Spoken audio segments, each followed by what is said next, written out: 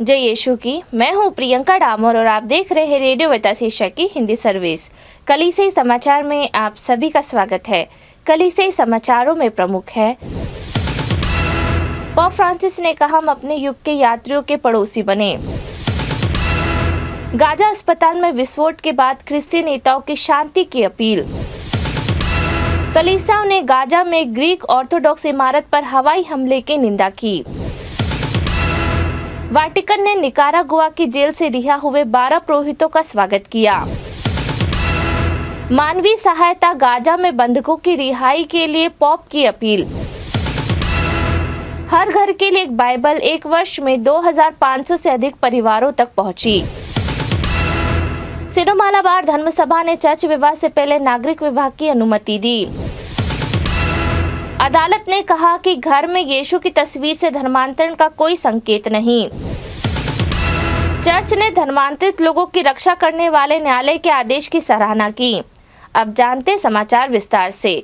Pope Francis ने कहा हम अपने युग के यात्रियों के पड़ोसी बने। वाटिकन स्थित संत पेत्रुस महागिरजाघर के प्रांगण में पोप फ्रांसिस ने गुरुवार संध्या प्रवासियों और शरणार्थियों के लिए प्रार्थना का क्षण शीर्षक से आयोजित प्रार्थना सभा का नेतृत्व किया तथा विश्व को स्मरण दिलाया कि हमें हमारे युग के सभी यात्रियों के पड़ोसी बने, उनके जीवन की रक्षा करें, उनके घावों की मरम्मत करने और उनके दर्द को शांत करने के लिए बुलाया गया है। प्रार्थना सभा का आयोजन अखंड मानव विकास को प्रोत्साहन देने हेतु गठित परम धर्मपीठी विभाग द्वारा किया गया था, जिसमें कैमरून, एल सल्वाडोर तथा यूक्रेन के शरणार्थी भी उपस्थित थे।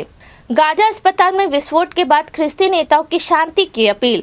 गाजा शहर में एंग्लिकन कलीसिया द्वारा संचालित अल अहली अस्पताल में विस्फोट के बाद महाधर्माध्यक्ष जस्टिन वेल्वी और यरूशलेम में कलीसियाओं के प्रतिधर्माध्यक्ष के नेतृत्व में धर्मगुरुओं ने गाजा में शांति, मानवीय सहायता और तनाव कम करने का आह्वान किया है। गाजा में बढ़ते मानवीय संकट के बीच कैडबरी के महाधर्माध्यक्ष जस्टिन वेल्वी और यरूशलेम में कलीसियाओं के प्रतिधर्माध्यक्ष और प्रमुखों सहित धर्मों के नेताओं ने तत्काल शांति का आह्वान किया। अलग अलग बयान में कलीसिया के नेताओं ने मानवीय सहायता और तनाव कम करने की आवश्यकता पर जोर देते हुए अस्पतालों और नागरिकों पर हमलों की निंदा की है। एंग्लिकन समुदाय के प्रमुख महाधर्माध्यक्ष जस्टिन वेल्वी ने पवित्र भूमि में शांति की हार्दिक अपील की। उन्होंने गाजा में एंग्लिकन संचालित अल अहली अस्पताल में विस्फोट की निंदा की और अस्पतालों, डॉक्टरों और मरीजों की सुरक्षा के महत्व पर जोर दिया। कलीसियाओं ने गाजा में ग्रीक ऑर्थोडॉक्स इमारत पर हवाई हमले की निंदा की। संत पोर्फिरियोस ग्रीक ऑर्थोडॉक्स गिरजाघर के निकट एक इमारत पर हवाई हमले में वहां शरण ले रहे कई लोगों की मौत हो गई और कलीसिया ने इसकी कड़ी निंदा की है।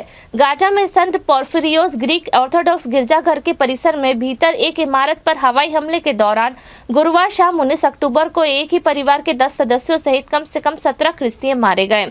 कथित तौर पर कई अन्य लोग मलबे के नीचे फंसे हुए हैं। ग्रीक ऑर्थोडॉक्स अधिकारी के अनुसार यह इमारत, जो गाजा में सबसे पुराने गिरजाघरों में से एक है, इजरायली मिसाइल हमलों के कारण हुए विस्फोट में ढह गई। लगभग 2 सप्ताह पहले जब युद्ध शुरू हुआ था, तब लगभग 400 लोगों को परिसर में आश्रय मिला था, जिसमें अधिकतर ख्रिस्तीय थे। वाटिकन ने निकारागुआ की जेल से रिहा हुए 12 पुरोहितों का स्वागत किया। वाटिकन प्रेस कार्यालय के निदेशक ने बृहस्पतिवार को पुष्टि दी कि वाटिकन ने निकारागुआ से हाल ही में रिहा किए गए 12 पुरोहितों का स्वागत किया है, जो रोम धर्म प्रांत में रहेंगे।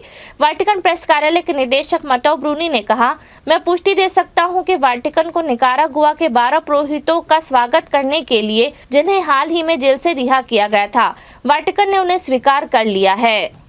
मानवीय सहायता, गाजा में बंधकों की रिहाई के लिए पोप की अपील। रविवार को देवदूत प्रार्थना के उपरांत पोप फ्रांसिस ने गाजा में मानवीय सहायता के मुक्त प्रवाह और बंधकों की रिहाई के लिए अपनी अपील दोहराते हुए कहा कि हर युद्ध वास्तव में एक हार है।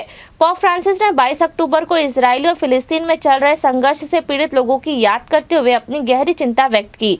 पोप ने कहा, एक बार फिर मेरा मन इजराइल और फिलिस्तीन में जो हो रहा है उस पर केंद्रित हो गया है।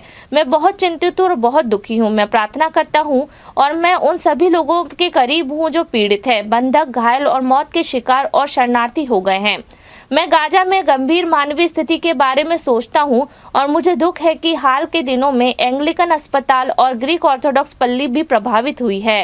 हर घर के लिए एक बाइबल एक वर्ष में 2500 से अधिक परिवारों तक पहुंची। सेंट पॉल सोसाइटी से संबंधित कैथलिक पुरोहितों द्वारा शुरू किया गया हर घर के लिए बाइबल अभियान दक्षिण भारत के आंध्र प्रदेश के एल्लूर धर्म प्रांत में एक वर्ष में 2500 परिवार तक पहुंच गया है। इस अभियान की उत्पत्ति पॉलिन परिवार के संस्थापक धन्य जेम्स अल्बेरियोन के महान सपने से हुई थी, जिन्होंने इसे जीवन भर अपने दिल के करीब रखा। सेंट पॉल मंडली के सदस्य फादर अल्फोंस एलेंजिकल ने कहा, हर घर के लिए एक बाइबल हर किसी के लिए एक नया नियम, एक सपना था जिसे साकार करने के लिए अल्बेरियोन की किसी भी हद तक जाने के लिए तैयार था। यहाँ तक कि बाइबल और नए नियम के विभिन्न संस्करणों को मुद्रित करने के लिए पूरी तरह से एक प्रिंट मशीन भी स्थापित कर रहा था। सिरो-मालाबार धर्मसभा ने चर्च से विवाह से पहले नागरिक विवाह की अनुमति दी।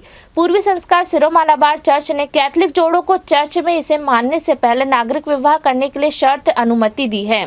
चांसलर फादर अब्राहम ने बताया, यह हर किसी के लिए नहीं है, यह उन लोगों के लिए है जो विदेश में रहते हैं या अपने भावी जीवन साथी के साथ विदेश जाना चाहते हैं, जो गंभीर कारणों से जैसे कि विदेशी देशों के लिए पारिवारिक वीजा प्राप्त करना चाहते हैं। उन्हें पवित्र विवाह से पहले प्रासंगिक नागरिक कानून के तहत अपने विवाह को पंजीकृत कराना आवश्यक लगता है। ऐसे पंजीकरण के लिए अनुमति मांगने के लिए आवेदक कर सकते हैं। भारतीय कानून किसी भी जोड़े को पति पत्नी के रूप में विदेश जाने की अनुमति केवल तभी देते हैं जब उनका विवाह नागरिक अधिकारों के साथ पंजीकृत हो। अदालत ने कहा कि घर में यीशु की तस्वीर से धर्मांतरण का कोई संकेत नहीं। महाराष्ट्र के उच्च न्यायालय ने सरकार से कहा है कि घर में ईसा मसीह की तस्वीर होना ईसाई धर्म में परिवर्तन का कोई सबूत नहीं है। बॉम्बे हाईकोर्ट के एक 17 वर्षीय लड़के के पिता द्वारा दायर याचिका पर प्रतिक्रिया दे रहा था, जब अधिकारियों ने उसे यह दिखाने के लिए प्रमाण पत्र देने से इनकार कर दिया कि वह सामाजिक रूप से गरीब दलित जाति से है।